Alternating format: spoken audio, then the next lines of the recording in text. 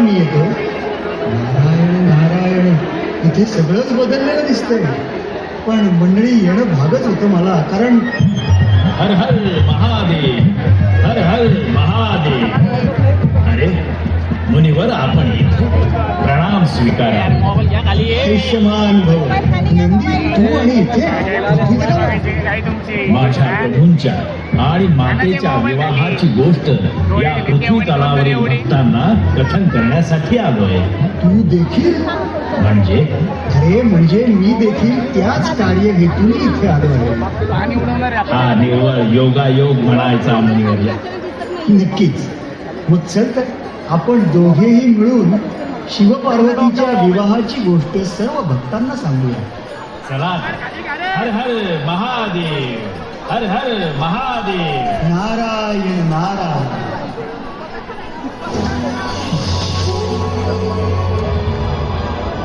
ब्रह्मांड ही जीवसृष्टी जेव्हा अस्तित्वात नव्हती ना, तेव्हा होतं फक्त ब्रह्मांड. अनेक आकाशगंगांनी समृद्ध असं हे ब्रह्मांड.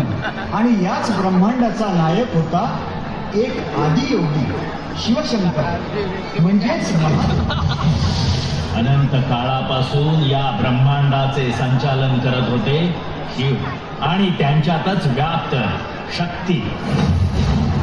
पुढे श्री विष्णू प्रकटले आणि त्यांच्यातून उत्पत्ती झाली ब्रह्मदेवांची. ब्रह्मदेवाने सृष्टी निर्मिली, विष्णूने तिचं पालकत्व घेतलं आणि शिवाने विनाश. पण एकदा शिवाची शक्ती शिवाला सोडून गेली आणि धीर गंभीर झालेल्या माझ्या प्रभूंचं आधार झालं त्यांचं तांडव नृत्य.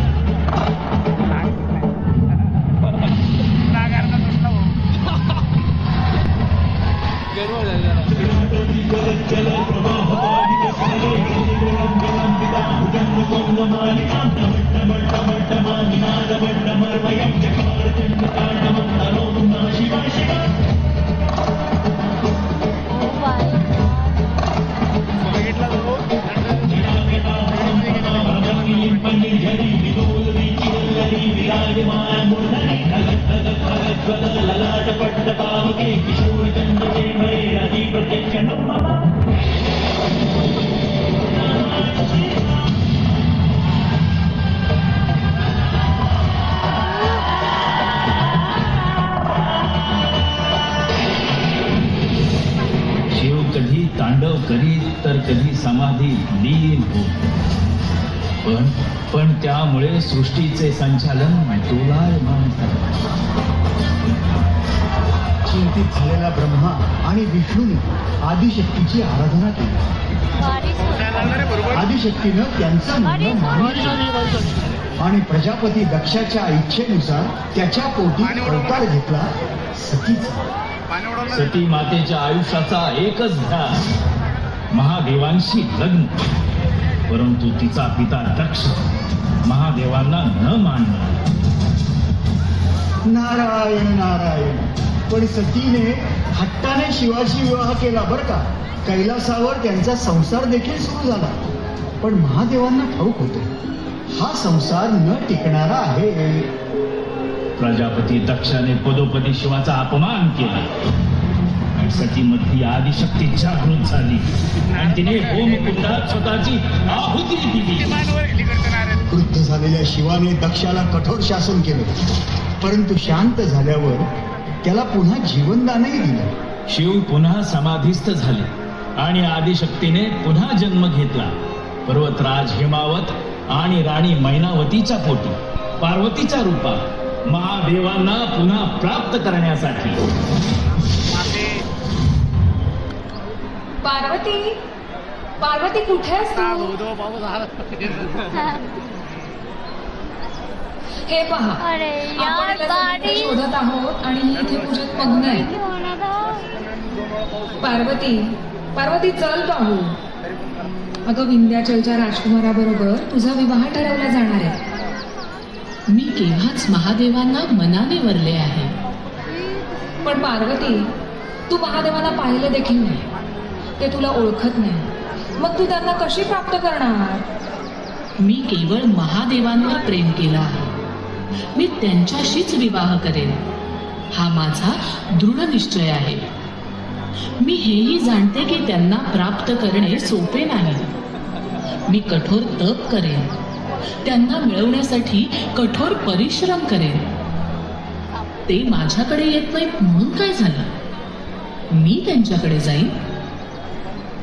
तो मार्ग खडतर आहे, मला ठाऊक आहे, पण तो पार करून मला त्यांच्यापर्यंत पोहोचायचं आहे. आणि म्हणूनच ही शिवाची नित्य साधना.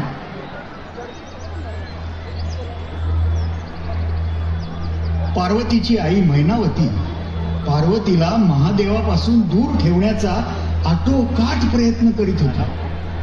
पार्वती शिवाला पाहण्यासाठी, भेटण्यासाठी आतुर होती, व्याकुळ होती. ऋषी दधीची यांनी दिलेल्या बेलाच्या दिव्य पानामुळे पार्वती मातेचा महादेवांना भेटण्याचा मार्ग सुकर झाला आणि ती पोहोचली जिथे शिव समाधीत लीन होते. एकेका पावलावर पार्वतीला तिचा पुनर्जन्म आठवत होता.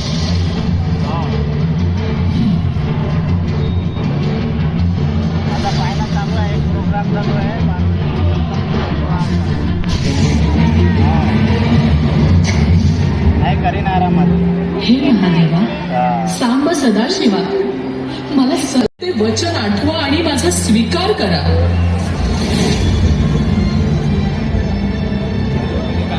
पार्वती माता रोज येऊन महादेवाची पूजा करत होती. पण महादेव समाधीमधून काही बाहेर येत नव्हते. नारायण नारायण. मग पार्वतीच्या साह्याला आला कामदेव. त्याने आपल्या मदन बाणाने शिवाची समाधी अवस्था भंग तर केली, पण शिवाने क्रुद्ध होऊन आपल्या तिसऱ्या नेत्राने कामदेवास भस्म केले. पार्वतीकडे न पाहताच महादेव तिथून निघून जाऊ लागताच विचलित झालेली पार्वती त्यांना साथ घालते. स्वामी, तुमची पार्वती तुमच्या समोर असतानाही तुम्ही माझ्याकडे न पाहताच असे कसे जाऊ शकता? मी वैरागी आहे पार्वती. तू सती रूपातून पार्वती रूपात आलीस, परंतु विकारयुक्त या शरीरास शुद्ध करण्यासाठी तुला घोर तपश्चर्या करावी लागेल. पण हा मार्ग सोपा नाही, अत्यंत कठीण आहे. या मार्गात पावलोपावली तुला अडचणी येतील आणि त्या मीच तुझ्या वाटेत पेरेन. मी कोणत्याही आव्हानाला सामोरी जाईन, पण तुम्हाला पती रूपात प्राप्त करेनच. पाहू, मी तुला केव्हाच ओळखलंय पार्वती. ही कठोर साधना केवळ तुझी नाही, माझी पण आहे. कारण तुला पत्नी रूपात स्वीकारण्यासाठी मीही तुझ्या इतकाच व्याकुळ. पण तुला या मनुष्य देहातून आदिशक्ती रूपात साधनेद्वारे येणं गरजेचं आहे आणि तोपर्यंत मला प्रतीक्षा करावी लागणार आहे.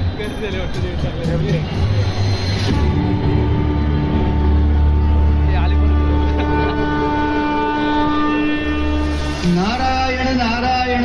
महादेव तर निघून गेले आणि पार्वतीने साधनेला सुरुवात केली. पण इथेच महादेवांनी परीक्षेला प्रारंभ केला. पूजेसाठी पार्वती शिवलिंग तयार करायची आणि ते शिवलिंग गुप्त व्हायचं. आणि मग मातेच्या मदतीस आले तिचे बंधू श्री विष्णू नारायण. नारायण नारायण. हर हर महादेव, हर हर महादेव. महादेवा, मी तुमची पूजा करीत आहे. मला सफल होण्याचा आशीर्वाद द्या.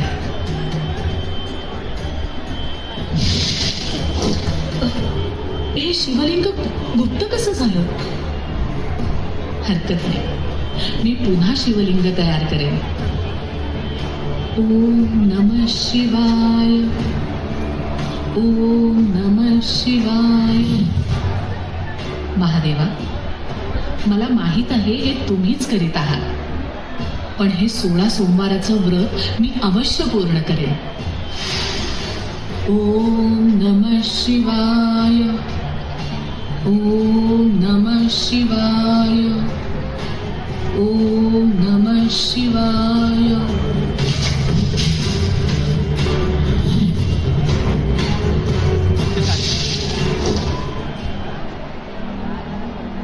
ताई, थोडे पाणी मिळेल का? हो.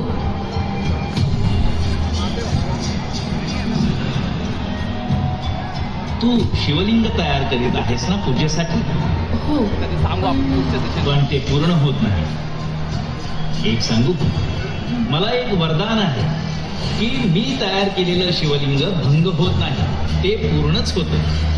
पण ही साधना माझी आहे, त्यात तुमची मदत मी कशी घेऊ? शिवलिंग तूच तयार करायचंयस ताई. मी केवळ त्यास हात लावेन म्हणजे ते पूर्ण होईल. ठीक आहे.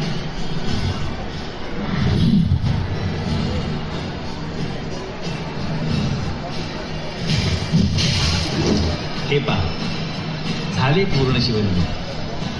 आता तू तुझी साधना निश्चिंत होऊन पूर्ण कर. आणि हो, एक सांगायचंच राहील, तुझ्या विवाहाचा मुहूर्त भाऊ म्हणून मीच करणार आहे. तुझी साधना पूर्ण हो. ऋषीवर, मी आपली अत्यंत आभारी आहे. पार्वती माता कठोर साधना करू लागली. साधनेच्या एक एक वळणावर ही मनुष्य देहाचे सारे विकार दूर करते. अग्नी, जल, वायू, आकाश, पृथ्वी या पंचतत्वांना अधीन करून घेतले. इकडे पार्वतीच्या या नव्या आदिशक्ती रूपाला पत्नी रूपात प्राप्त करण्यासाठी महादेवही अधीन झाले आहे. नारायण नारायण. पार्वती मातेची साधना पूर्ण होते आणि तिथे शिवप्रभू प्रकट होतात. स्वामी, मला प्राप्त करण्यासाठी तू केवढी कठोर साधना केलीस पार्वती. तुला ठाऊक आहे, तुझ्या साधनेचा एक एक टप्पा तुझ्यासोबत मीही पार केला. मला ठाऊक आहे महादेवा, माझ्यासोबत तुम्ही सुद्धा परीक्षा दिली आहे. पार्वती, मी या क्षणी तुझा पत्नी म्हणून स्वीकार करतो. ते सर्व ठीक आहे, पण जोपर्यंत माझ्या आई आणि वडिलांची सहमती येत नाही तोपर्यंत आपला विवाह होऊच शकत नाही. मग काय, मुलाकडून विवाहाचा प्रस्ताव माझ्या घरी यायलाच हवा. असंही असतं. असंच असतं. ही रीत आहे आणि ती पाळावी लागेल. ठीक आहे, मी सप्तर्षींना पाठवतो तुझ्या आई वडिलांकडे. नारायण नारायण. मुनिवर, पुढे काय झालं हे ऐकण्यासाठी सर्वजण उत्सुक आहेत. हो हो हो हो, सांगतो सांगतो. सप्तर्षींनी विवाहाचा प्रस्ताव राजा हिमावत हे कैलासावर जमा झाले आणि निघाली श्री महादेवाची बरात.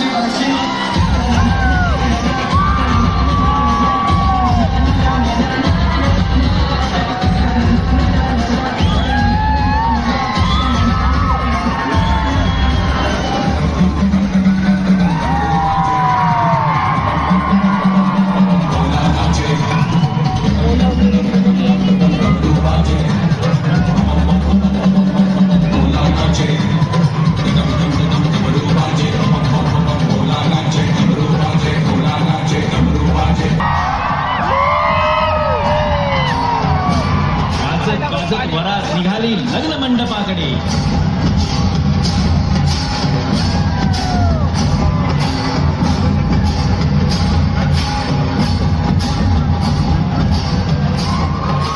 महादेवा, माझ्या आईला एक रूपवान वर हवा आहे माझ्यासाठी. पण पार्वती, मी तर असाच आहे. इथे कैलासावर आणि सर्वत्र, आणि तू देखील याच रूपावर प्रेम केलंस ना? मी तर तुमच्या प्रत्येक रूपावर प्रेम केलं, पण या प्रसंगी तुम्ही माझ्यासाठी आपला विवाह होईपर्यंत एका रूपवान वराचा वेश परिधान नाही करणार का?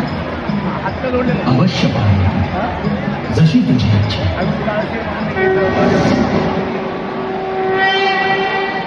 भक्तगण हो, शिव पार्वती यांचा विवाह संपन्न होत आहे.